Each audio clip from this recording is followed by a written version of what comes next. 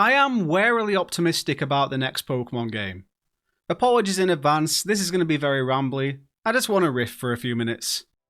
So we are on the cusp of getting brand new information about the latest Pokémon title, Pokémon Legends ZA.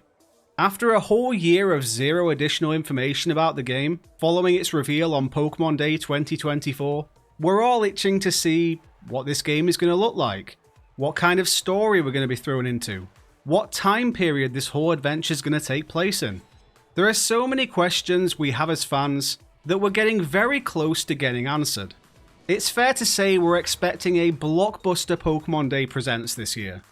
And of course, because it's been so long, I think it's maybe heightened some of the anxieties some people might be feeling around the game.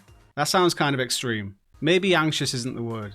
What I'm trying to say is, we've almost had too much time to get in our own heads with all the speculation and guessing games. You build something up so much in your head, you start getting worried that it isn't going to live up to all that. The last couple of Pokémon game releases haven't been received unanimously well, to put it insanely lightly. The general consensus has been that the games are coming out too quickly. The Game Freak needs to give them a little more time in the oven before putting them out to the world, which they are doing with Pokémon Legends ZA, so that's great. And even the lack of news many people have seen as a good thing, because it pushes the image that they're just heads down, locked in, working on the game. And that's also built up a bit of nervous energy in a lot of people, because we're just really hoping that it does make a difference, that the game will run well, it'll be content rich, and 100% worth that extra wait. And I guess I'm here today to say that I think that it will be, but also that I'm being cautious in that optimism. I've mentioned in other videos about how I'm kind of part of the happy clapping brigade, I don't know, whatever you want to call it. Basically, I like to think that the people making the games are doing the best they can with what they have, both in terms of time and resources. That it's certain people lurking over their shoulders that are more the issue with recent titles. That's how I see it. I'll criticise the games where they deserve the criticism, but I tend to concentrate my focus on the good more than the bad. And I do think they've taken the more recent criticism seriously. I believe that there is a sizable shift happening within the inner workings of Pokémon, in the video games department at the very least. And I think this dry period for mainline games news is evidence of that. I do sometimes wonder if the imminent transition from the Nintendo Switch to the Nintendo Switch 2 has anything to do with this break in Pokémon games. I guess it's more of a fear than anything else. That in fact they aren't slowing down and taking more time. They're just pausing temporarily while we're up and running with a new console. But I'm hopeful that that isn't the case. And if they do ramp things back up after the Switch 2 has been released, I'm at least hoping that some of the recent happenings, like the creation of Pokémon Works, will help dedicate more resources into developing the games. I think that Pokémon Legends ZA is going to look great. I think that's the thing I have the most confidence in. The backlash from Scarlet and Violet was heavy. And as much as we all love to say, Pokémon has such massive brand power that they can keep putting out these low quality, low performance games without repercussions, I don't think that's the case at all. Because if they did, eventually, Pokémon would just become the franchise known for their games looking terrible. And of course they don't want that. They want every part of the franchise to be looked upon favourably. So I think that's going to have been a priority for Game Freak and the Pokémon Company. Get the games looking good and not bugging out.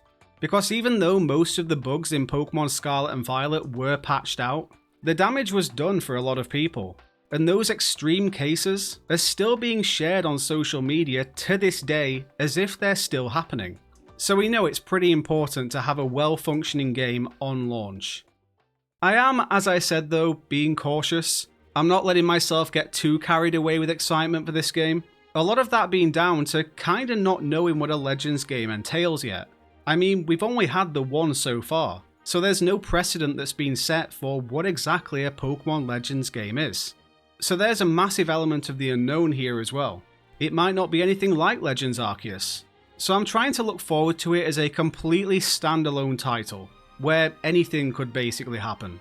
I think it's going to be a very niche game, and it's either going to appeal to you like crazy, or just not do anything for you. It wouldn't surprise me if it ends up being even less like mainline games than Legends Arceus was.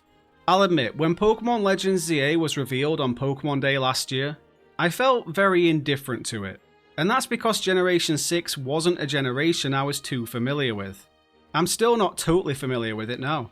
I've had another playthrough of X and Y in the last few months, but I think I still need another run around in these games before Legends ZA drops, just so the lore is fresh in my mind.